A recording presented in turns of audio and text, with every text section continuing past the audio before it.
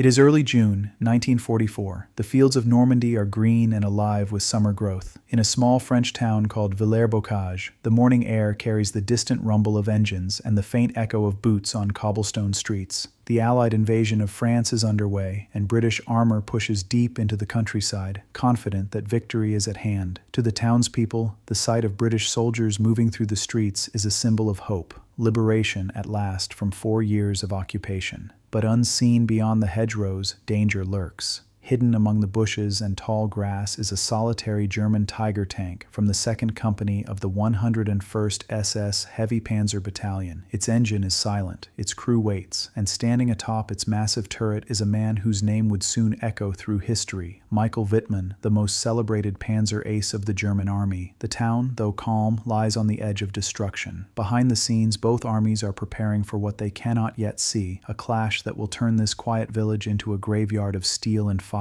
For the British, it will be a day of confusion and chaos. For Wittmann, it will be the battle that defines his legend. And for history, it will be remembered as one of the most astonishing armored engagements of the Second World War, the Battle of Villers-Bocage. At the outskirts of Villers-Bocage, Wittmann peers through his binoculars. Below him, a long column of British vehicles winds its way along the road. Half-tracks, Cromwell tanks, Sherman Fireflies, and artillery, all advancing toward a small ridge beyond the town. The British column is exposed, its flanks open, unaware that an enemy watches from mere hundreds of meters away. Wittmann's own company is battered. Of 15 tanks, only 12 remain, and most are disabled or in repair. Only 2, his Tiger and another nearby, are battle-ready. The odds are grim, but retreat is not an option. He knows that once the British occupy the ridge, German defenses in the area will crumble. Time is running out. Inside the Tiger, the air is thick with tension.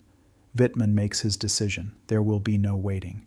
He ducks back into the turret, glances at his crew, and gives a simple command. Charge. The massive Maybach engine roars to life. Branches snap and dust explodes into the air as the 57-ton monster bursts from its hiding place and lurches toward the British line. For a moment, the Allied troops are frozen, disbelief painted across their faces. Then chaos erupts. A British non-commissioned officer spots the Tiger and screams into his radio, "For Christ's sake, get a move on. There's a Tiger running alongside us." But it's already too late. Wittmann's 88mm gun swings toward the nearest Cromwell. A thunderclap follows. The shell slams through the tank's armor, detonating inside with devastating force. Flames leap skyward. Panic spreads through the British column. Engines rev and crews abandon vehicles. The ambush has begun, and Michael Wittmann has just unleashed one of the most audacious one-man assaults in modern warfare. Wittmann's Tiger surges forward, its guns spitting death and thunder down the narrow road. The British forces scatter in every direction, desperate to find cover. Half-tracks swerve off the highway, crews dive into ditches as shells tear through metal and flesh alike. Within moments, the calm countryside transforms into a storm of smoke, fire, and destruction. A Sherman Firefly at the front of the column struggles to turn its turret. It's the only British tank equipped with a gun powerful enough to pierce the Tiger's armor. But the Firefly's crew is seconds too slow. Wittmann's loader, trained and relentless, slams another round into the breach. The Tiger fires. The shell hits squarely, and the Firefly erupts into flames, blocking the road with twisted wreckage. Then, from the opposite end of the ridge, the second operational Tiger from Wittmann's company appears, joining the assault. Together, they turn the British position into chaos. Columns of black smoke rise as trucks, artillery, and tanks are obliterated one by one. The British formation collapses. Radio messages crackle in panic, orders are lost, and communication breaks down. Wittmann presses forward without hesitation. Every shot from the Tiger's 88mm gun finds its mark. Each detonation echoes across the valley like a hammer striking an anvil. In less than 15 minutes, the British column that had confidently advanced toward Villers-Bocage lies shattered, vehicles burning, ammunition cooking off, soldiers fleeing on foot. But for Wittmann, the battle is far from over.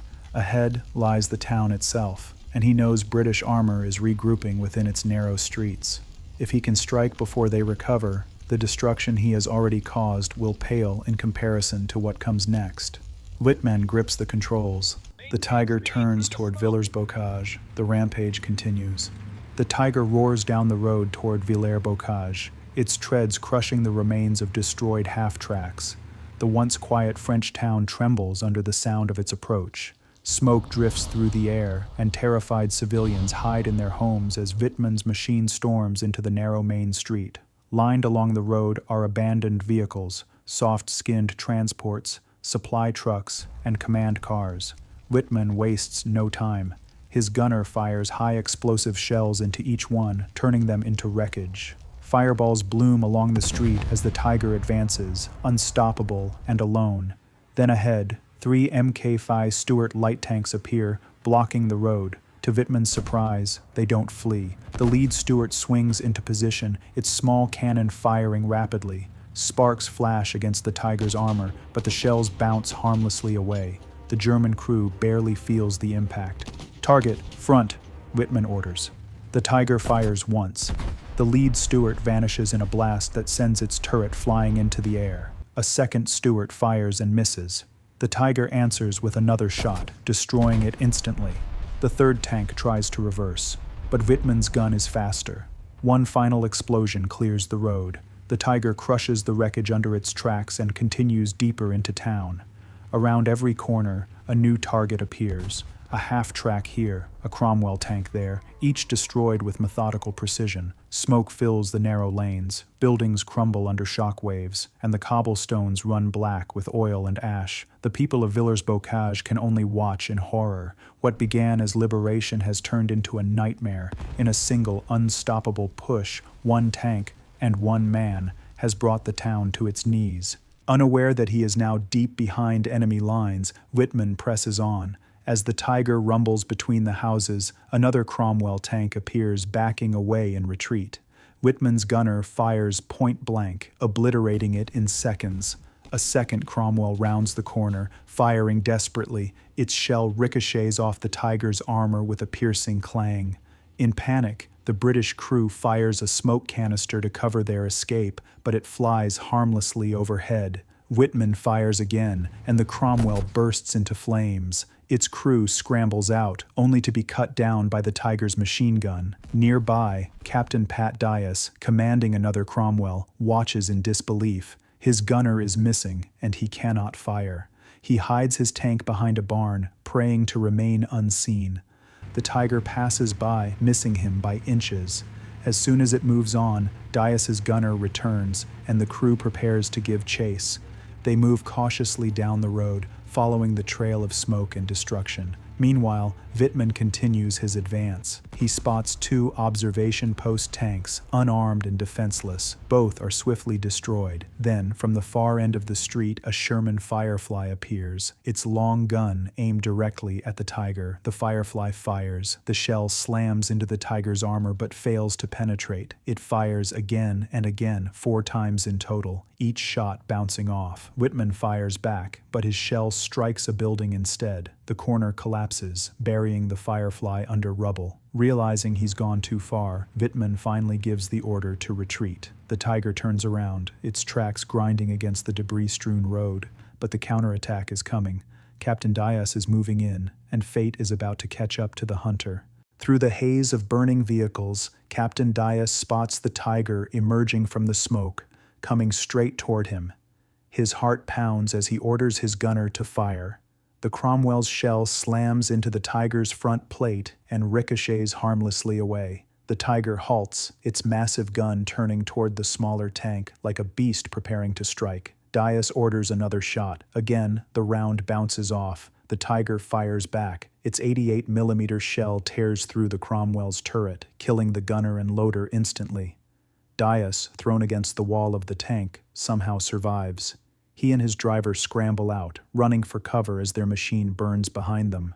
Wittmann continues his withdrawal, steering the Tiger off the main road and through fences and gardens in an attempt to evade any more ambushes. The crew is shaken but alive. Smoke seeps into the turret. The battlefield behind them is littered with the wreckage of an entire British column. Then, as they rejoin the main highway, British anti-tank gunners spot the Tiger. They man a 6-pounder gun hidden among the wrecked half-tracks. The Tiger rumbles unknowingly into their sights. The gunners hold their breath, waiting for the perfect shot. Then, fire. The shell whistles through the air and strikes the Tiger's sprocket wheel. The track shatters, and the massive tank grinds to a halt. Inside, the crew feels the jolt as metal breaks beneath them. Wittmann orders the turret to turn, searching for the source. The gunners have already vanished into cover. For 20 minutes, the Tiger sits immobile, firing at shadows, surrounded by smoke and silence. At last, Wittmann knows it's over. He orders his men to abandon the tank. They climb out, disappearing into the hedgerows, leaving behind the machine that made them legends. The Battle of Villers-Bocage raged on for the rest of the day. The British, cut off and surrounded, fought bravely to hold their ground on the hill outside the town. But the shock of Wittmann's assault and the loss of so many vehicles left them crippled. German reinforcements soon arrived, and the British were forced to retreat, leaving behind their dead and their wrecks. Wittmann returned to his unit that evening, exhausted, covered in grime, but victorious. He was hailed as a hero across the German front. For destroying an entire armored column almost single-handedly, he was promoted to Hauptsturmführer and awarded the swords to his Knight's Cross of the Iron Cross. His name became legend, celebrated in German propaganda as the Tiger of Villers-Bocage. Yet the truth behind the glory was far grimmer. The battle had reduced a peaceful French town to ashes, and the courage of the British soldiers who stood their ground was soon overshadowed by the myth of one man. In the months that followed, Wittmann continued to fight on the Western Front until his death later that same year in another tank battle near Sinto. His remains were found decades later, still near the wreck of his Tiger. The rampage at Villers-Bocage remains one of the most astonishing examples of individual action in modern warfare, a moment where bravery, chaos, and fate collided in a single morning.